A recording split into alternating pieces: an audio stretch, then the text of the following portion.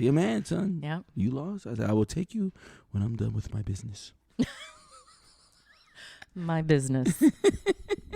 We have to handle some business. That's it. All right. You ready? Yeah. All right. Welcome, folks, to another episode of the Strongly Worded podcast. I'm Sue O'Lear. And I am Johnny Hampton. And for the second week in a row, we are coming at you on a Sunday afternoon. New year, new us, all excited about the pod and everything we've got going on right now. Yeah. It's 2 Sundays in a row. Yep. So we're rolling. We're rolling. And I feel like last week, a lot of things fell into place in terms of the sound engineering and all of that. So I feel like Super producer and engineer, Sue hardly at all educated by YouTube and making a bunch of mistakes. You know, people will say, "Oh, what's your podcast?" And I'll tell them and I'll say, "But skip to season 2." Season 1 sounded like we taped it in a wind tunnel. Those are some good episodes, though. They really were. They really were, but man. So, Johnny, I got a couple hot topics in the news. Yeah, let's go. Okay, this first one was very funny to me. We giggled around the house when I pulled it out of the news. There was a MAGA rioter from the insurrection. Oh, okay. Who was pre-trial. He's like out on pre-trial release. Oh, okay. He's on bond. Yeah. Mm-hmm. And they're going to revoke it. You know why? What did he do? He went on Fox News and said if given the chance to storm the Capitol again, he'd do exactly what he did. Yeah, can't fix stupid, can you? You can't fix stupid, or as Joe says, you can't polish a turd. So he got on national TV. He did. With his trial coming up. Yes. And said, I would commit the crime again. Yes. Man, if that ain't the height of privilege, I don't know what is. So, yeah, he's going to jail. He's going to jail. Yeah, the judge, even if the judge wanted to be lenient, he can't now. I mean, he can't now. No, he can't do it now. Even if he's one of those Trump appointees. No chance. Not a chance. Well, sorry, sir. Sorry, not sorry. Yeah, sir. I mean. And just to add a little insult to injury, when he was part of the insurrection, when he stormed the Capitol the first time, he was already in a supervised release program and had an ankle monitor on. So why is he out right now? Anyway, I ask. Man. So he's definitely going. I would think so. Oh, man. I can't even imagine that you would be as brazen to rush the Capitol with an ankle monitor first. But secondly, after that, get on national TV and say, I'll do it again. I think my T-shirt for 2022 is going to say there's no audacity like white male audacity. It seems as if, good Lord. Good Lord. Yeah. Wow. Yeah. Well, so he's behind bars? So it said prosecutors are currently seeking to revoke his pretrial release. Jeez. If he has to go to jail because of that, man, I don't know what's wrong with this generation, man. He can't be. Is he? Did it say his age at all? No. I mean, he can't be old. He got to be a young man. He's got to be a young punk. He has to be. But it is. It's like last week I referenced the woman, the white woman from Texas who was looking forward to the time away to get in shape, to shed a few pounds, and to do some daily yoga while she's in the clink. And to avoid getting shanked. And I mean, you know. Hey, listen, I consider myself a pretty tough dude. And I always say there's 2 things I'll be scared to do. Go to jail and go to war. Yeah. That takes a different kind of toughness, man. It does. I don't think these people realize. Well, you know, I have a personal sort of vested interest in learning about prison experiences and what life is like when people get out of prison. And so there are a couple of TikTok accounts that I follow. And one is a gentleman who committed a crime as a 19-year-old, a very serious crime. I think his sentence was 38 years, but he didn't do.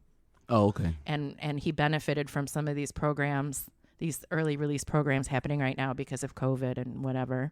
And he actually does seem rehabilitated. And he talks about that, about how poorly prisoners are set up for successful life on the outside in prison.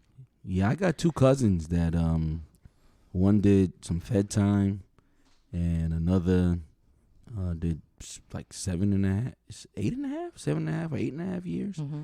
And without the support of their family, I don't know if they would have made it. I mean, but it's funny you say that now. If you have that support though, like my cousin that did Fed time now owns his own trucking business.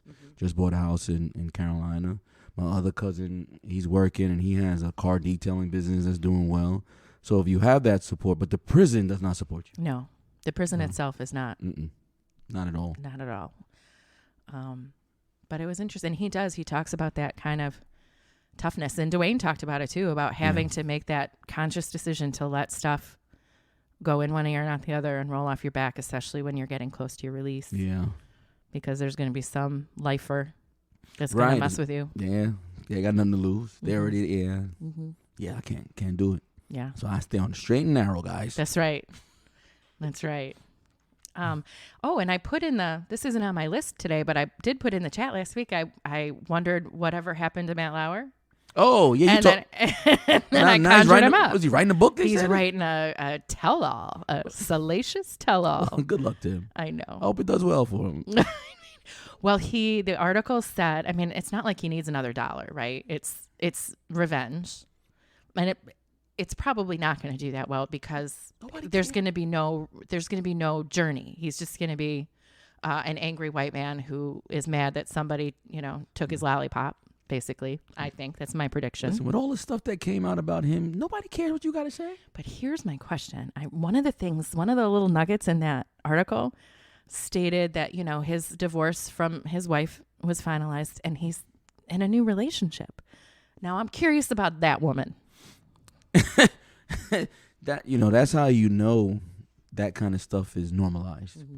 People don't think it is, but it's normalized because for a woman to even be like, well, I know he used his power to have sex with these women and may have forced himself on one or two, but that happened.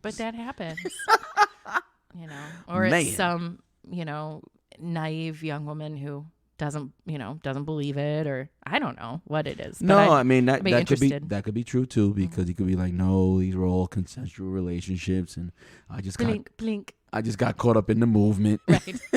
That's my impression of Matt Lauer's new girlfriend. Blink, blink.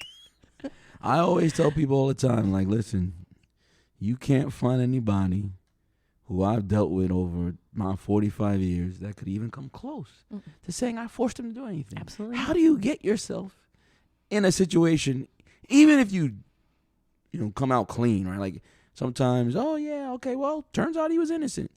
How did you get in a situation where that got confused? I never understand. That's why I say, especially when there's multiple accounts with one guy.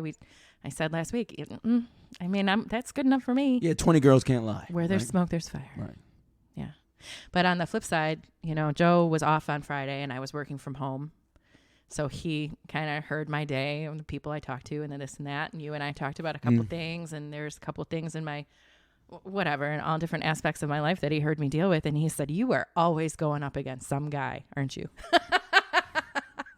Yeah. Women are. I am not alone. And sometimes that guy is me, America. Just so you know. That's funny. Well, just saying. Another tidbit that I picked up in the news this week says sources are speculating that Aaron Rodgers has said things to lead people to believe he is willing to threaten to boycott the Super Bowl if they don't alter their COVID protocol. They're not altering their COVID protocol. So I hope. Okay, even before that, he's not going to boycott the Super Bowl. Hey, man. Is he? I don't think so. So this says that it's Boomer Esiason. That's the... I cannot stand Boomer Esiason. I just like to say the name. I'm not going to lie. Like, it's just like a tangent, but he acts like he was Joe Montana. Like, no, you were Boomer Esiason. You're not that great. Right. Like, sit down, Boomer. I do not like him at all. Like, okay, Boomer. Exactly. Like, Jesus Christ. Okay, so I mean, maybe he has told people that. I don't know. But I saw that article too. I think it's him just bloviating. I mean, so the protocol as it stands right now is that unvaxxed players are tested daily. If someone like Aaron Rodgers has COVID, has experienced COVID, then they are not tested for 90 days after their first negative test. Well, that makes sense. Right. The chances of you getting it back to back is very, very slim, right? Right. So. Right. But old Boomer saying that he has it on good authority that Aaron says. Boomer's a journalist now? Yes. I guess so. He has sources. That's another thing I can't take. Like, he's not a journalist. No. He's a talking head. Yeah. So you heard from somebody who probably heard from somebody. You didn't verify the source. So he probably didn't say this at all. We'll see. You know, if it's not true, he'll probably say something. Aaron Rodgers. So we'll see. But I'm about, like, I love him as a football player. But, like, I'm not a shut up and play dude. But, you know, you're just freely giving your opinion going on these podcasts. I don't care, man. Yeah. I don't care if you want to be vaccinated or not. It's not really moving me. Like, it doesn't matter. I take issue with people who have this tremendous platform and utilize it irresponsibly. I mean... And yeah, that boils down to people saying things that I don't agree with, sure. But like, this is we're in a pandemic. That's what I was going to say, though. You know, not in that way, but it's not really, I don't know if it's responsible or irresponsible. It's his opinion, which is based in nonsense because it's not based in scientific fact, right? And so people who choose to believe that are looking for something was that what they call that? Not recency bias, but what confirmation bias? Yes, confirmation bias. That's what those people are looking for. Right. So anybody who believes what he says already has a belief that vaccinations are no good. So what if Oprah said it? What if Oprah said, take off your masks and don't get vaxxed? There would be a lot of people who did it. You know, think about what happened in the meat industry when she said something about the cattle or whatever. And, I know. I mean, there's all the books that have been sold because of her recommendation. And that's part of what's wrong with this world because who gives a shit what Oprah says? Like, you know, at the end of the day, like... I mean, I'll talk to her about her book recommendations. That's fine by me. No, I'm just saying we put so much stock into what famous people think. And they're just people. Right. And really the only one that's a scientist is Maya Bialik. Right. And I bet she's vaccinated. Yes. And, you know, so these people, that's what's wrong with the world. They listen to Oprah and Aaron Rodgers, but not Dr. Fauci. Correct. That's it, ladies and gentlemen. We have solved the world's problems. We're signing off. We've had a good run. No, but seriously, maybe if he had a talk show or played football, the pandemic would be over. Right. Right? Maybe. Yeah. Maybe. The current Jeopardy champion? 1 million, huh? Yes. Well, I saw that. Amy Schneider. 1 million. 1 million. See, that almost makes me want to watch. She's good. That means she's good. Yeah. It's hard. Listen, man, those people who win 28, 29 in a row or whatever, like, like I said, I used to watch Jeopardy. I know how difficult that is because the people that get on that show, they're pretty smart. It's hard to get Final Jeopardy. Like, when I get it in my house, I dance. Yeah. Like, even as an adult, yes. Yep. Got it. And then win a damn dime. So, good for her. And she, you know, I've learned a couple interesting things about being on Jeopardy between knowing somebody who was on Jeopardy. Did you really? Right. Over the summer. He was in, I think his episode played in August or maybe sometime through the fall. And then, you know, reading some of the articles about Amy, no visible tattoos. She was talking about how she had to shop for some clothing because in her regular life, Jeopardy doesn't let you. Wow. No. And this article said, and I don't know if it was due to her specifically or tattoos in general, that there can be copyright issues. Like you have to track down the copyright of the artwork or whatever and yada, yada. But she had to alter her wardrobe a little bit because she usually wears, you know, short sleeve or she's arms out. But also, she's a transgender woman. What? Yeah. Oh man, I need to tell Tiara about this. I wonder if Tiara knows. Probably not. So guess what? What? There's some debate. On what? On whether she should be classified a female winner or a male winner. She's transgender. She's a transgender female. So she's female now. She's a female now. But you know who's marching along saying she's biologically a male? And is there some type of advantage of her being biologically male that a biologically, and I'm using air quotes, folks, that a biologically female woman won't be able to, it's not, that it's not an equal, whether it's the hand-eye coordination for the buzzer, get the hell out of here. or the whatever. So wait, there's no females in the world who have good hand-eye coordination? Candace Parker disagrees. Mm-hmm. Diana Taurasi probably disagrees. Mm-hmm. Like all these female athletes who are, Serena Williams disagrees. Right. Like they all have better hand-eye coordination than me. Mm-hmm. I know that. You're an accountant. Exactly. So what are we talking about? Right. Nah, I can see that's ridiculous. But no, man, if you're transgendered, which means that means she's now going through all the surgeries and all that. I don't know. I don't know what surgery she's gone to. So she's not just she's transgendered. But she has, I don't know if she's. I don't know what she looks like with her clothes off, but I know that she identifies as a woman. Yeah, we call her a woman. What's female. The big deal? Mm-hmm. Like you got to try. I was trying this topic out on Carolyn because she usually schools me, make sure. And I told her at one point, I don't know all the rules of the language. I just try to respect people with what they ask me. That's all the language they ask me to use. So all you can I don't know what. But I know that she is competing as a woman because she identifies as a woman. I consider her a woman. And she's kicking her ass. And she's kicking ass. She's got $1 million, man. Call her whatever she wants to be called. Mm-hmm. Mm-hmm. Well, yeah, I saw it. Now, was that the person who got robbed or whatever? Yes, she was. I saw that too. Mm-hmm. But good for her. I say so too. I say good for her. But I think that this is a topic in particular that could lend itself to maybe next week's episode. Oh, talking about transgender athletes. Oh, well, that's a different story, though. Well, I don't want to, I'm not prepared to get into it all today. All right. But as I was reading about Amy, I thought, that's something that you and I have never talked about as much as we, Yeah, that's an interesting debate. Mm-hmm. That is an interesting debate. Yeah. So, listeners from the United States and Uzbekistan. I think we've got one in Ireland the last time I checked. All right. I think next week that'll be a good comeback if you're interested. And if you're part of the Facebook group, let's, let us know what you'd like to ask or have us talk about next week when we talk about transgender athletes. So, but meanwhile, she's making history. That's right. Yeah, she's probably, top 5 or 6 at least? I read the statistic and I didn't write it down. So Yeah, and then the woman who had the record mm-hmm. publicly congratulated her, and they had a really nice public exchange. And then Amy said that she looks forward to cheering on the next woman that takes the record. And it was how women would do things. Yeah, you know what I mean? Amy, it was a nice example of everybody holding each other up. It's gonna be a while though. I know she's setting a high standard. Yeah, that doesn't happen every year.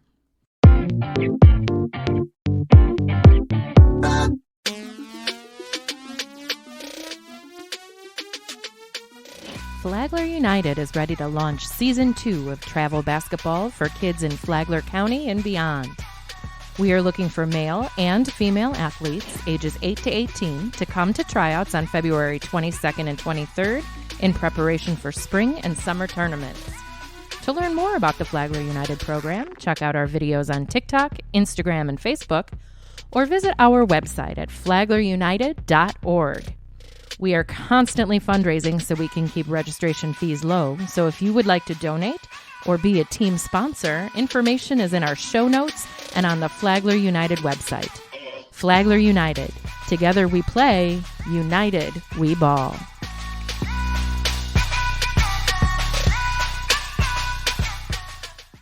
I thought today, actually, I can't say I because my husband listens to the podcast. Super producer Joe. Super producer Joe, love of my life. We were talking about back and forth about some things that you and I could talk about this year. And, it's the time of year where a lot of those lists come out of who we lost in 2022. 21. Thank you. 2021. It's only 9 days into 2022. I hope the list is short of who we lost in 2021. And, you look up one of those lists and you forget.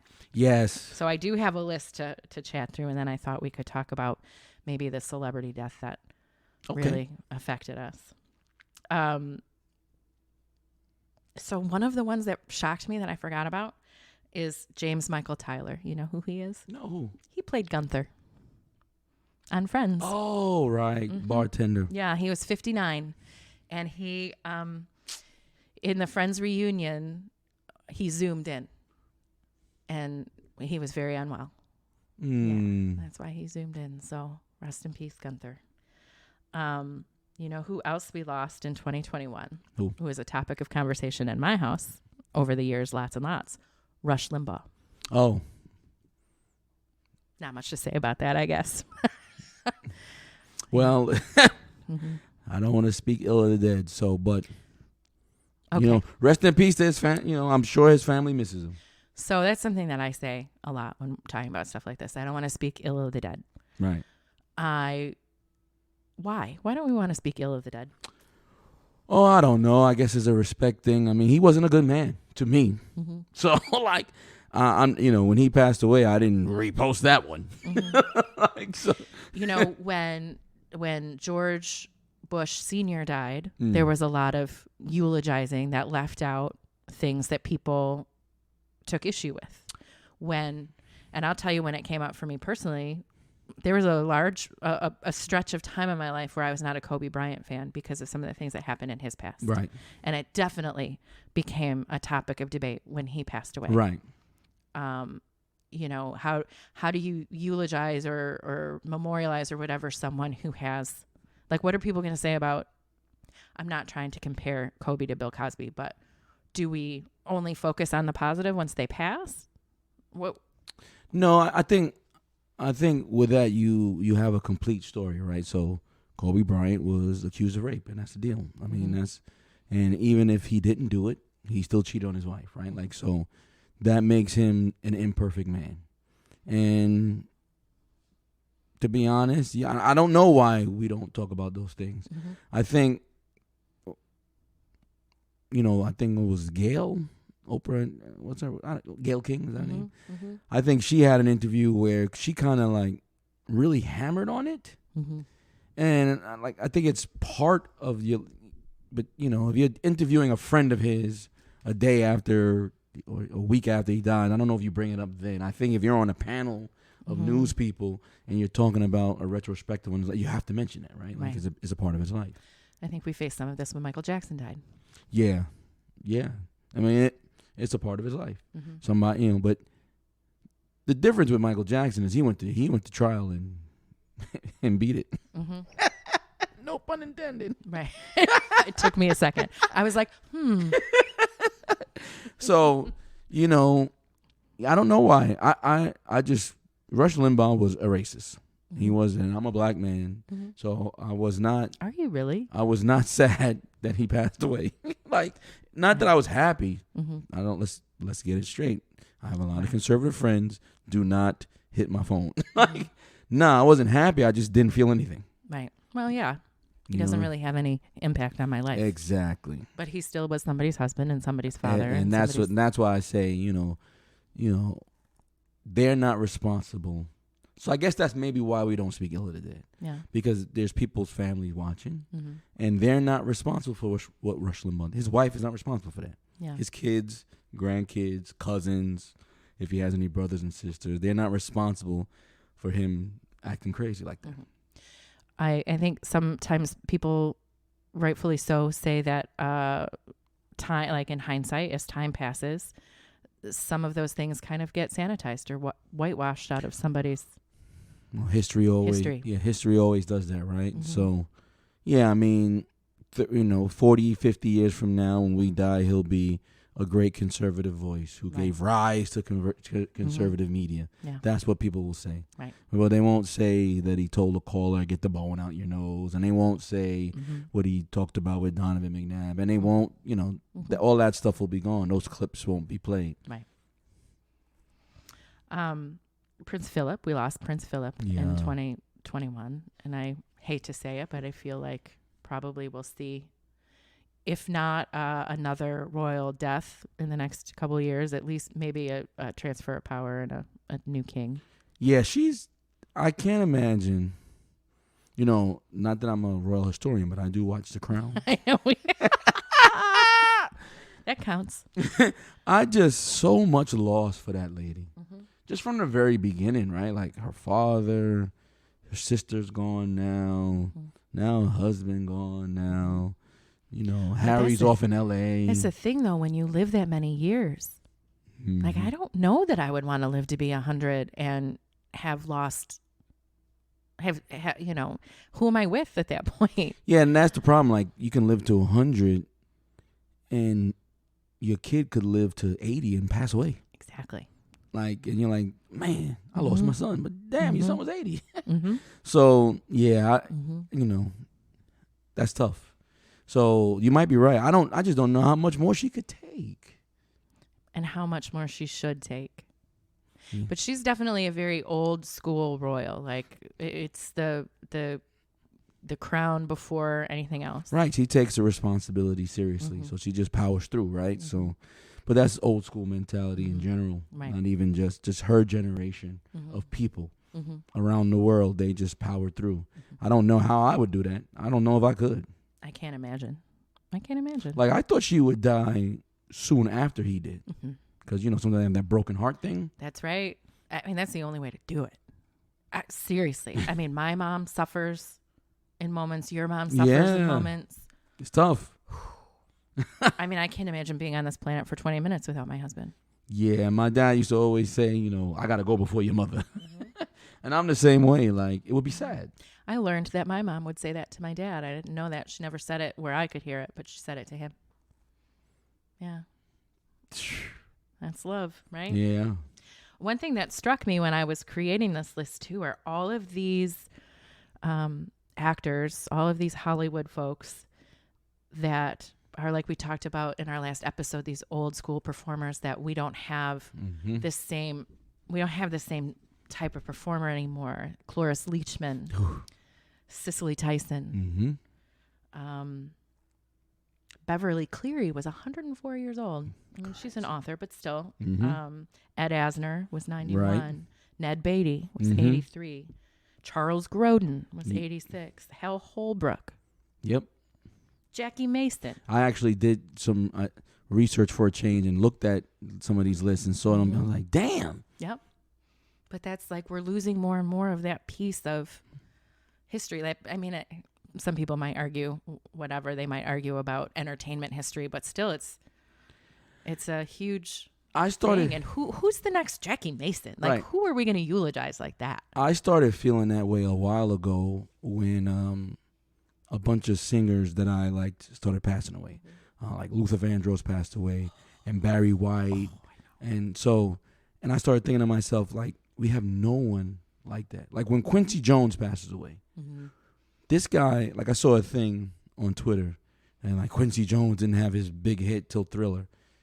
Frank Sinatra probably disagrees. Right. So like you don't even know how much these people have done. Who is Quincy Jones? We don't have a guy like that. We don't have any producer that can produce jazz and come back in the biggest pop R&B album in history. We don't, and I wonder why. Well, do you think that maybe some of it, at least in recent history, is like we talked about in season 2 with Tim Baker and the ease of doing so many of these things ourselves. I mean, we have a recording studio out in Gio's room, or we're doing this at our tabletop, and the change of the nature of the business. I mean, look, Justin Bieber was discovered on YouTube by Usher. He wasn't. Yeah, but I don't know. I just don't see the greatness in our entertainers anymore. They can be much more engineered.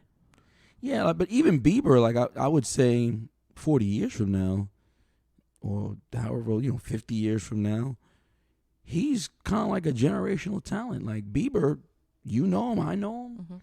Like, but he's also a talented musician. He plays like this is what I'm saying. 12 instruments. This is what I'm saying. Right. Like, so he might be kind of like an exception to that, right? Like Bieber, maybe Usher. So maybe there are people like that I just We'll just have to look at differently. We'll have to wait. We'll just have to wait 40 years and see what we're looking back at when we're at the table talking. So what was a celebrity death that impacted you in a... I'm actually wearing the shirt. That's why I wore this shirt. I have my Notorious B.I.G. shirt on.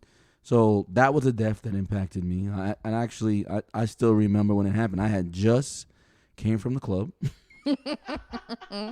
I don't remember how old I was. I was probably 19, 20 I had just come from the club, and I was, back in those days, I would come in from the club at 5 a.m., hop in the shower, and then go to work at Modell's right after. Remember being able to do that? Yes, I do. And I was in the shower, and it's funny because he had just released the first single from his newest album called Hypnotized. That was the Life After Death album. And I jumped in the shower, and my mom was knocking on the door. And she said to me, "Johnny." I said, "Yes, Mommy." She goes, "Somebody died last night, either the Notorious B.I.G. or Biggie Smalls." And I said to her, "It's the same person." Oh, my goodness. And I came out the shower, and on the radio in New York, this famous DJ, Angie Martinez, was on the radio, and she was crying, talking about it. So, yeah, that one was pretty impactful. A lot of singers and stuff. But that one was... So the first time that a death from someone in the news or somebody that wasn't close to me that I actually noticed was when the Challenger exploded. That's when that sort of concept was introduced to me. But the first celebrity death that really kind of knocked me on my butt for a minute was Prince. Prince has underscored just about every high moment and every low moment in my life since I was in the 5th grade and got my hands on the Purple Rain album. Yeah, that's a good one. That's a good one. Every year when it comes up on Facebook, my Facebook status that day was, "Please be a hoax, please be a hoax, please be a hoax." Yeah, I remember that. So yeah, Biggie affected me. I remember when Michael Jackson died. We just talked about that. Like I was actually home because I had gotten 3 wisdom teeth removed, and it came on the news. I was like, damn. Yeah, it's, he I was in theater and dance growing up. I was very connected to music always, but I remember the discovery of the Purple Rain album and it being a secret. Like my parents gave it to me not knowing anything about anything. So it was like a juicy, well-kept secret. It was only mine, and I would listen to it quietly when I wasn't home alone. I remember, going to college, then what I learned about Prince before Purple Rain, that's when that took place. Oh. I was very close with somebody with a vast musical knowledge and the same kind of interest in him. And I learned everything that he did kind of up to that point. And Which was super. Right. And then I started learning about all the songs that other people sing that were meaningful to me that he wrote. And truly, I could say like every really great, memorable moment and every moment where I turned to music to lift me up is underscored by a Prince song. And that's the difference between Prince. Like people always talk about, who's better, Prince and Michael Jackson, and you can take your pick, right? But the difference is when you listen to "Nothing Compares to You" by Sinead O'Connor, Prince wrote that. Or the difference is, didn't he write "Manic Monday"? Manic Monday. Yeah. Michael Jackson didn't do that. Yeah. And even, I just don't understand why we have to do that. No, but I'm just saying, no, we don't, because I like them both. But he was another one. He could play so many instruments. Yeah, Prince was a genius. He could, the way those sounds all kind of banged up against each other and got all intertwined, and his reclaiming his own power in his musical career. When he was the symbol. He was the first one that really brought that to the forefront. Like, these people own me. Like, I'm an artist. I don't own my own anything. And so to avoid that, I'm going to just make music under this symbol. Yep. Yeah. I always say, people like Prince, a whole bunch of people. Like Robin Williams is another one that kind of hit me hard. Yeah. And these people are geniuses, and sometimes like it's hard to quiet the noise. That's so true. Like a genius mind, I think, is also a very tortured mind. Yeah, it seems that way, right? Like, they say Prince was taking it for pain. So was Michael Jackson. It's, addiction is not all just that though, right? No. We know that now, right? Like even when you get addicted to something and it starts out you're being addicted because of painkiller, there's usually other stuff going on in your life that makes you. But we also understand, and something that I learned watching Dope Sick was that it rewires your brain. Yes. Yeah. I mean, Prince was a devout Jehovah's Witness. So to have learned upon his death that he was using a substance, a chemical like that, has to tell you something about the power that addiction can have. Yeah. It's sad when you lose people like that because even though, peace Prince, so he got his flowers when he was alive. But he did, but he was also alone when he died. Yeah. He was alone. He should get more flowers, so. Yeah. Yeah. That one got me. You said that you asked your son. Yeah, and he said without hesitation, Kobe. Yeah, that was echoed here too. Yeah, I mean, the Kobe Bryant thing is interesting because I remember being in the gym when it happened. I remember the ref telling me and my dad, and like I always know, like Kobe died, and then I think my dad died like a week or two later. It was yeah, I mean, the Kobe Bryant thing is just because he was so young, and it plane crashes are always tough, especially that particular one because he's doing a helicopter to avoid traffic. If he would have just to get to the gym for youth basketball, I mean, there were so many aspects of that story that you could relate to. And for example, my daughter, and this related to his daughter. They were the same age. They were going with their dad to the gym. She wrote a speech for a speech competition, about those touchstones. Yeah, it's just that was a tough one too. It's just sad, and it continues to be tough. I think I follow Vanessa Bryant. I do too, and as she tries to showcase these happy, beautiful moments with her daughters, but she's still fighting this case in court because of photos being taken and her not wanting her daughters to Google her father one day and see the photo of their father and their sister laying in a field. What kind of a person does that? This is who we are, man. Like, they do it for money. That's what they got out of it, right? Like, you take those... Like gawkers. Yeah, you take those pictures and you do that for money. And you don't care about the repercussions. You don't think about the reverberations. You definitely don't think about it. And it's sad. But yeah, I mean, she, she's getting along. But again, like, they were like high school sweethearts, right? They were high school sweethearts. And so he, she's with him pretty much his whole career, right? Now he's retired. Finally, maybe get to spend a different kind of time together. A lot of stuff was behind them. Right. He's really on this Mamba Academy, which is right there in L.A. And, his daughter was going to be big. Great. Already UConn, all these people recruiting her and everything. And he's spending time with their kids. They just had a kid. Right. They had a baby. Another one. And he didn't have to be on the road all the time to miss a lot of that stuff. And that's what makes it, because you think about all of that in the moment. Like, you think about his greatness, of course, but then you think about his family. And that's what makes it tough because, was he 40 even? 41? I don't know. He was so young, right? Like, so you figured a normal life expectancy is 70-something. 30-something years he had to go. And now she has this... all this stuff probably that, came from his career, but obviously she was there helping him along the way. They built this life, right?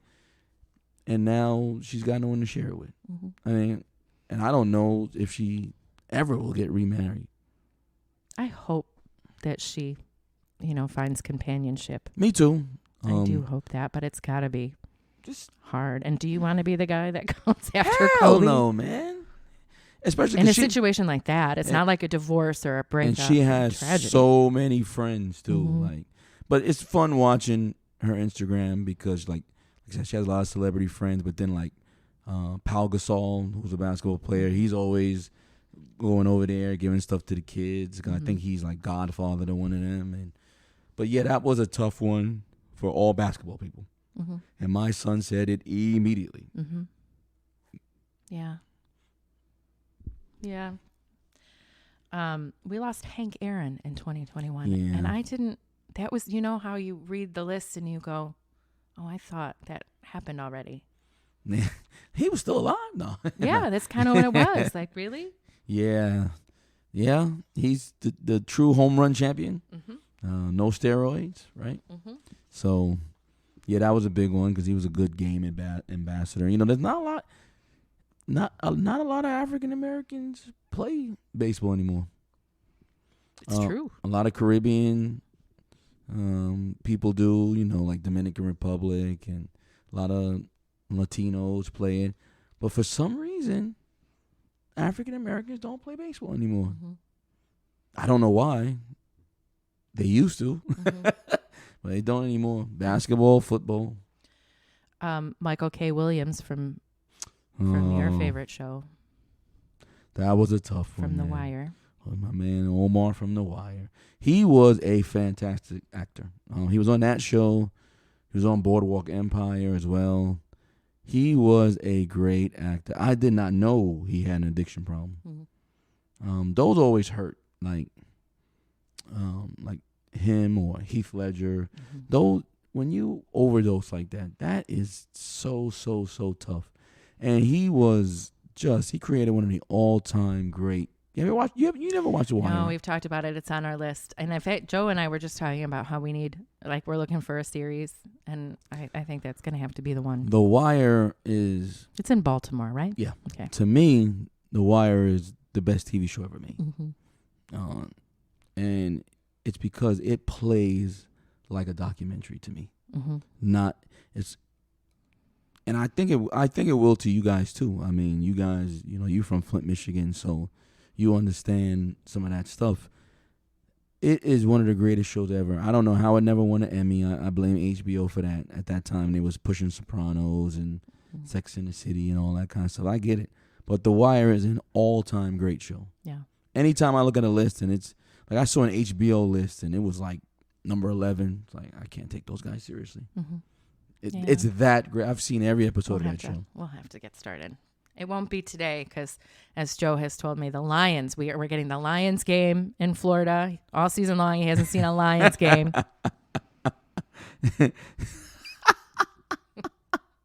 Yeah, that is, if you like TV, you have to watch that. And yeah, that was sad when he passed away. Man. Yeah. Omar's coming. You'll know what that means when you watch. Okay. I remember when I was, I had to be, I was post-Challenger. I was maybe in middle school, but there was it'll come to me, the name of the show on TV, but one of the actors who was a little sort of a heartthrob for girls in my age and my demographic was killed on set with a prop gun. Really? His name was John Eric Hexum. Cover Up was the name of the show. Oh, I've never heard of that show. Yeah, I mean, it was probably like a one-season thing, but it hit the news because of the on-set nature of the death. And I think that was another instance where I was one of the early times where I became really aware. My father would talk about the day he learned that Elvis Presley died.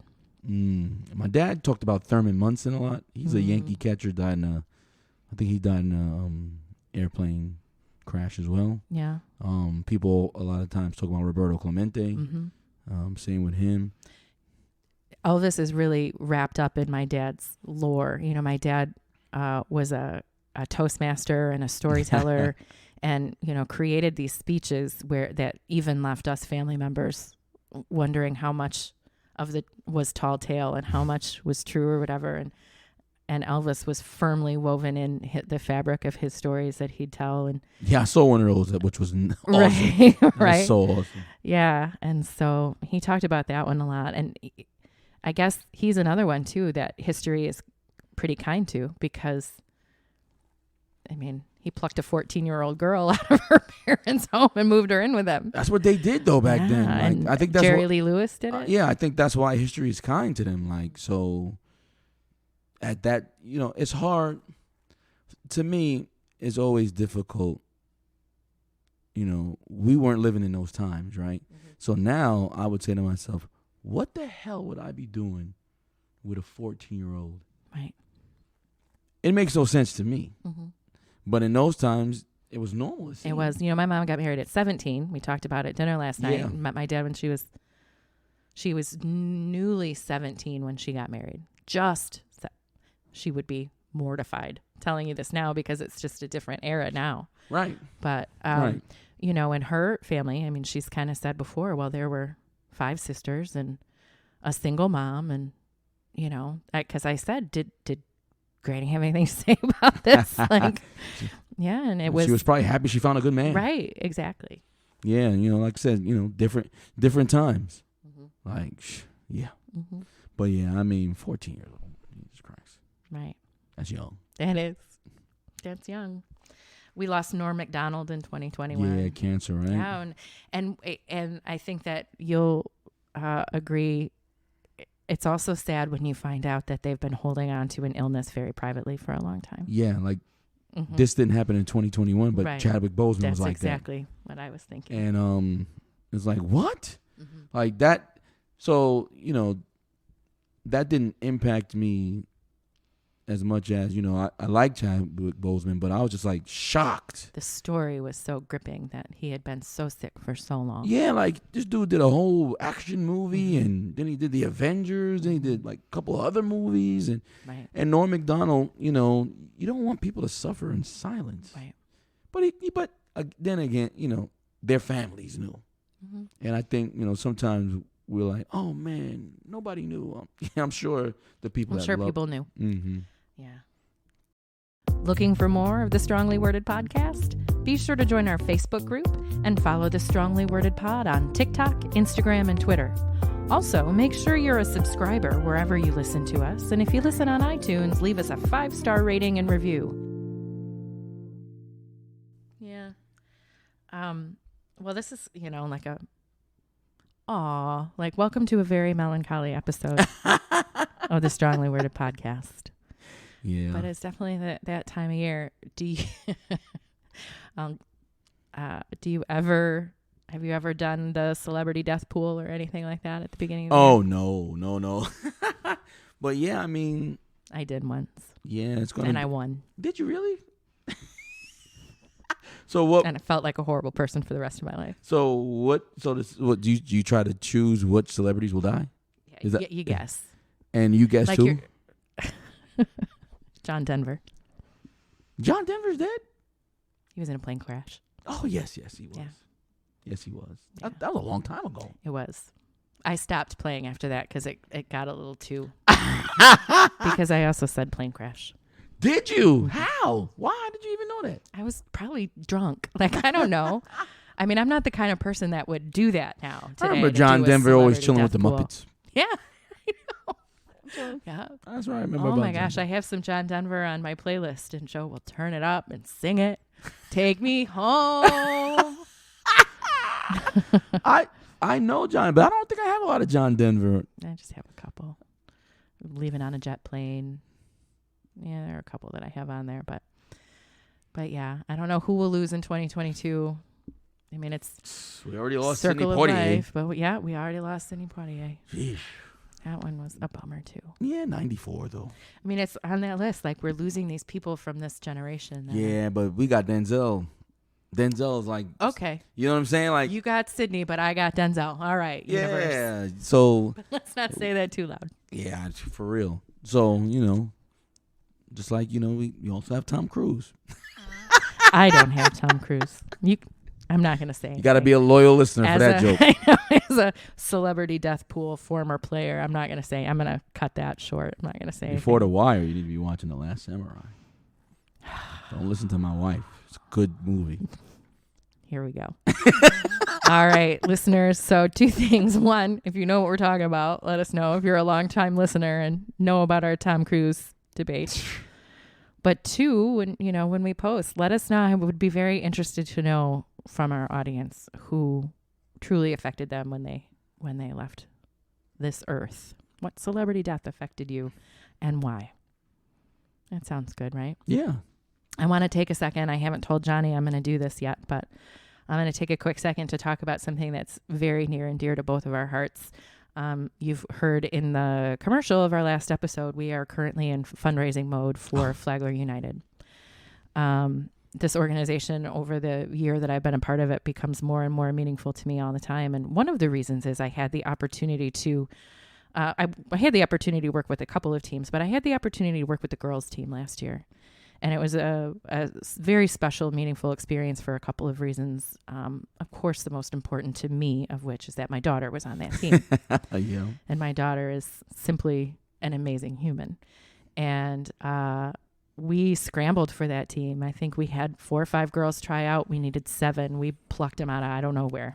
Man, I remember just saying, if we could just get 8 girls, I'll do it. Yeah. And I want to say 7 showed up, or 6 or 7 showed up. I think we're looking for 2. Yeah, it was Jaya, Haley, Carolyn. I think Aaliyah was there. Was she at tryouts? Okay. I believe so. I remember that. And then when we thought we weren't going to be able to do it, and then out of nowhere, Kivia's mom came. Mm-hmm. So Emma was there. Yeah. And we were able to get it done. And I just have to say, there are very few times where in basketball I truly feel like I know what I'm talking about. But I said with these girls, if we can make this team happen the first year, the next year it'll grow. You said that. I did say that, and we have currently 16 girls registered for tryouts, with more to come. Out of the 38 registrations we have for tryouts. Now, everybody doesn't register. I'm trying to get them to register because it makes it easier for us to track and put them on teams when they make it and all that. But out of the 38, there are 16 girls. There are 16 girls. And I think that every single athlete that comes through this program, each and every one of them is important to me. I love each and every one of them, from the youngest to the ones that are going to graduate in the spring. But I am focused on the girls because those are who I work with the most. And some of the lessons I learned from working with women in my past life as a fitness instructor and a coach in Wilson, and now, working as an assistant coach with the girls basketball program with Flagler United, the lessons I've learned, it's like working with these teenage girls is like the junior version of the things that I had to help women get through when I was working with them when they were grown. And things like you and I discovered that for many of the girls, it's the first time they'd played with girls. Yeah. So they had to be the leader. They couldn't defer. Yeah. Just so many things like that. And so, listeners, I know we talk a lot about our local ball program, but I'm going to put the GoFundMe we have open right now in our group. And it's also going to be in the show notes of this episode. If everybody who is hearing the sound of my voice right now could donate $5, we provide all of these players a pretty phenomenal experience, and we keep it at a reasonable price. And aside from the feeling, and you'll see if you look in the GoFundMe, you'll see the video and hear these kids talk about the incredible feeling they have when they walk into a gym and there's 100 of them all in these royal blue shooting shirts, and how that makes them feel awesome to be part of something big like that. We're doing it again, and we're trying to raise money to do it again. And we don't want to have to turn anybody away. Yeah, we do. We definitely want to be able to increase the level of competition. And we have 16 girls right now. So if you have $5 or, $500. Yeah. But yeah, however many dollars Right.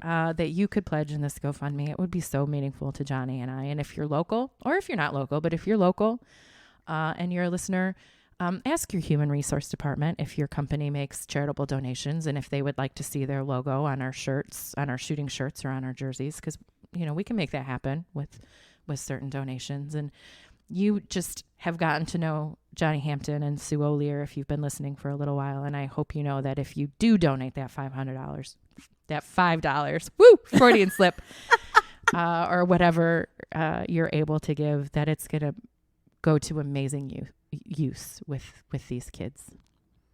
How's that? That sounds great. I know. I felt very moved to talk about it today because Sounds awesome. we've got 16 girls.